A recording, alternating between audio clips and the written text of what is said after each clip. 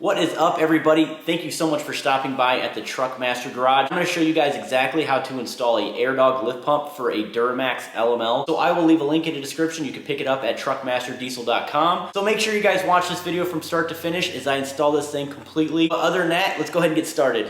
All right, so now that we have it in the garage, we're going to go ahead and install our 165 GPH Airdog 2 lift pump. On this video today, I'm just going to give you a quick rundown on how to install this stuff.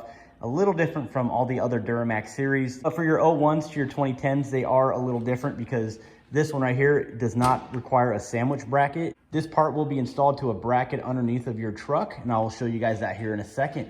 But we're gonna go ahead and remove these filters, and then I'll show you guys how to plug all this together. You're gonna go ahead and remove your water separator. That's what this filter's for, right there. What I'm doing is I'm just using some simple engine oil. This is 5W30, it really doesn't matter. Just find some engine oil. But you're gonna lubricate all these threads right here. And you're doing that because you're trying to prevent some of the galling over time. Being in the elements, you know, just keeping it nice and clean, that's kind of important. But this is a 19 millimeter. So go ahead and just tighten this up right now. You're gonna have your smaller fitting right here, which is a 17 millimeter.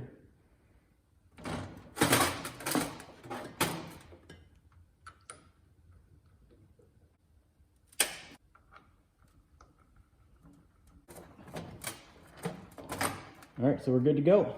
This right here is your fuel tank. So just locate your fuel tank, go forward of it next to your drive shaft, and you'll see this bracket right here. This truck has seen a few winters here in Michigan. The pump's gonna sit right in this void right here. So we're gonna have to install this bracket from the inside.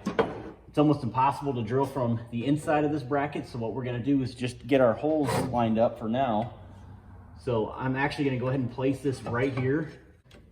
So I located the 4 holes here. We're gonna go ahead and start drilling.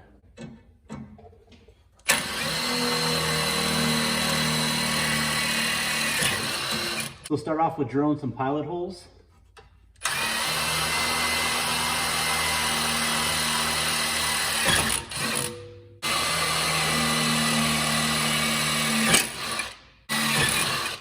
And then once you've done that, we're going to step it up to a 5/16.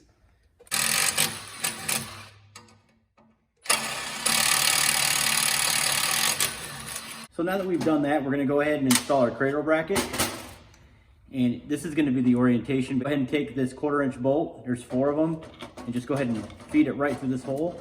Use your lock washer and nuts as well.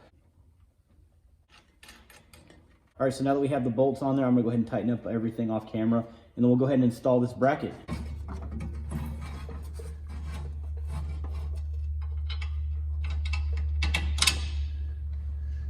So I'm going to go ahead and set these 1/4-inch Allen bolts just in there for now so we can hang it, and then we'll go ahead and tighten everything up. But I like to leave the filters out completely until the very end of the install. That way I have plenty of clearance if I have to reach my hand back there for whatever reason.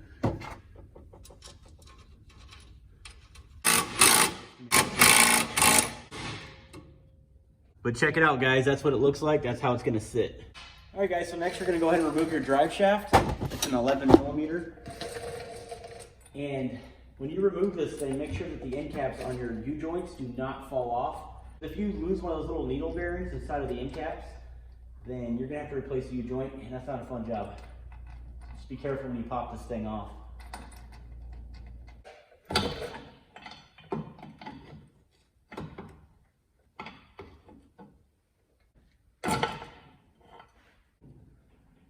And there you have it. All right, so from the ground, you have the drive shaft that we just pulled out of here. Here's the T-case, kind of following it on top of the tank here. Once you get up here to the sending unit, you're gonna have this clip that you're gonna have to remove. The best way to do that is to go ahead and get from underneath there and sort of pry up on that clip. And as you can see, it'll pop right up like that. Once it's popped up, go ahead and pull it up as high as you can, like that. And you're ready to rock, guys. I'm actually gonna go ahead and just remove that clip completely. And there you go. All right, so now that we have that disconnected, we're gonna go ahead and get to the top of the lift pump. And you're gonna see these 2 lines right next to it to your left. And we're gonna go ahead and disconnect this lower one. But the way this works right here is you're gonna have this little red clip on each end. So you're gonna go ahead and pull back just like that. And once you've done that, you're gonna go ahead and locate this little tab right here on the end. There's actually one on each side. You're gonna go ahead and kind of bend that down a little bit and push it in.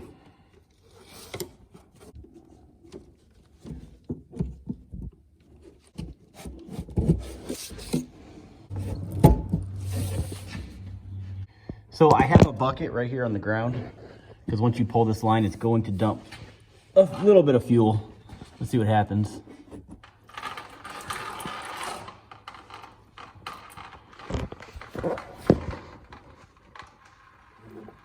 And that should be it. We're actually going to go ahead and work this line out completely, and then we'll go ahead and install our new lines. So the line that we disconnected on the top of the tank, we're going to go ahead and couple it to this connection right here. As you can tell, there's a red dot. So I guess the easiest way to explain this one right here is go ahead and take your engine oil. And then once you've done that, we're going to go ahead and insert the barb fitting inside of the hose and kind of work it a little bit. And then find a flat surface somewhere and push down. You can see it's fully seated. Let's go ahead and clip this to the top of the tank right now. We'll go ahead and route it through the cross member, and then we're going to hook it up to the suction side of the pump. And we're going to go ahead and feed this all the way through the top of the tank where we disconnected, like I said. And when you hear that click noise, that means you're good. It means that you're fully seated in. So once we've done that, we're going to go ahead and route all the hoses. I will be zip tying everything on top of that tank. And then a really important thing, making sure that none of these hoses are rubbing against anything. Especially on this suction side, you don't want any holes. Now, one thing to note, this is the adjustment set screw. I will be hitting on that here in this video as well. This is one of the biggest reasons why I like Airdog over any other lift pump on the market, is the fact that you have the versatility to change your fuel regulating settings. So this is where we're going to be connecting to. With the suction side, you will be using the 90-degree fitting, which will be clipped right here. So go ahead and just eyeball where you want it. It's going to come upwards anyways. So I think I'm going to go ahead and I'm gonna give it a little bit more slack, but I think I'm gonna go ahead and just cut it right here.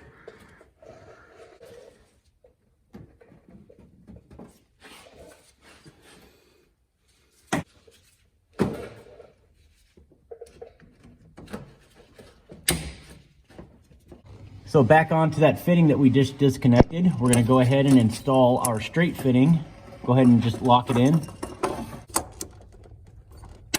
like such. And we're gonna route that fuel line to this fitting right here. So I clipped the 90 to the return and fed the hose right through here. And the reason why we're doing that is because we have to locate our filler tube or our fill neck right here from the inside of the box. As you can see, these arrows, those arrows are directional. It has to point towards the tank. And it should look something like that. Very simple stuff. And then go ahead and just plug this right in. And we are set. And this completes our installation of the hoses. Of course, again, make sure you zip tie all this stuff. Back up here to the pump, remember this suction line right here is connected to the top of the tank. You're gonna have the smaller fitting, which is the return, and that right there is a 90. And then right next to it is another 90. And that's gonna be connected to that one line right back there that we just disconnected. But like I said, guys, clean up all of your lines, make sure that everything is zip tied. We don't want any issues whatsoever. Last thing that can happen is a line get disconnected and wrap around a drive shaft. You're pulling a trailer, you're stranded on the side of the highway, and there's really not much you guys can do because a line just got ripped off, so you gotta get towed. So make sure that you do this correctly and take your time. So at this point, I'm gonna go ahead and install my fuel filter. And when you tighten these, you don't have to over tighten them.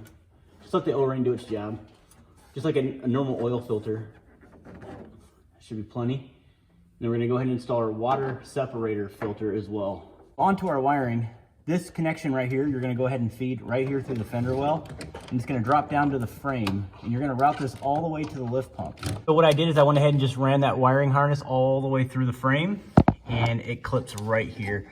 So off camera, I'm gonna go ahead and use zip ties, secure everything out of the way. So on that wiring harness, you're gonna see this little fuse tap right here. On this specific LML here, I'm going to connect it to the HVAC ignition fuse. So if you flip over your fuse box cover, just look for diesel right there and match it up to number 45, and number 45 is right there.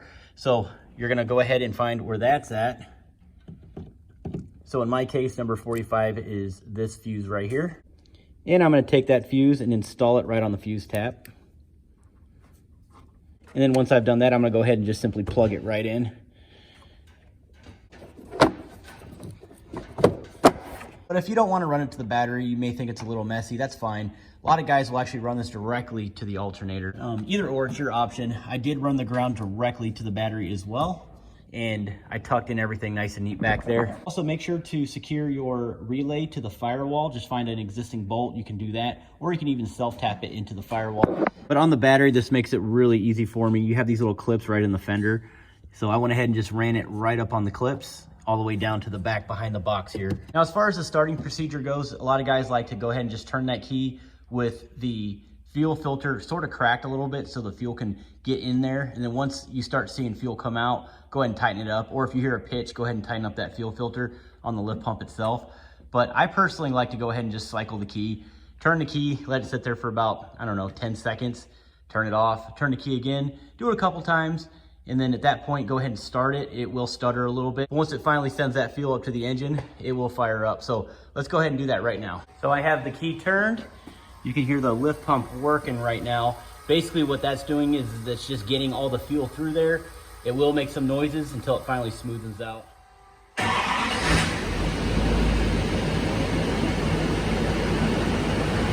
That was really easy. I only cycled it once and it started. So anyways, we're gonna go ahead and let the exhaust vent out of the garage and then we'll go ahead and get it off the hoist. All right guys, so we have it in the air. Just wanna make sure there's no leaks. I already got up underneath there, but we are looking good, guys. We are looking good. Really quiet too. I like how quiet that pump is. All right, we're gonna go ahead and set it down.